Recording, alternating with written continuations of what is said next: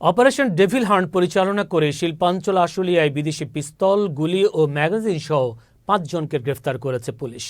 বুধবার দুপুরে আশুলিয়া থানায় এক সংবাদ সম্মেলনের মাধ্যমে এসব তথ্য নিশ্চিত করেন ঢাকা জেলা পুলিশের অতিরিক্ত পুলিশ সুপার শাহিনুর কবির। এর আগে মঙ্গলবার রাতে আশুলিয়ার বিভিন্ন এলাকায় অভিযান চালিয়ে তাদেরকে গ্রেফতার করা হয়। সংবাদ সম্মেলনে শাহিনুল কবির জানান, দেশকে অস্থিতিশীল করার জন্য সামাজিক যোগাযোগ মাধ্যমে উস্কানির পায়তারা, চাঁদাবাজি ও বৈষম্য বিরোধী কার্যকলাপের দায়ে অপারেশন ডেভিল হান্ট পরিচালনা করা হয়। এ সময় আশুলিয়ার বিভিন্ন এলাকায় অভিযান পরিচালনা করে ৫ জনকে গ্রেফতার করা হয়। এছাড়া গ্রেফতারকৃতদের বিরুদ্ধে ৭ দিনের রিমান্ড চেয়ে দুপুরে আদালতে পাঠানো হয়েছে।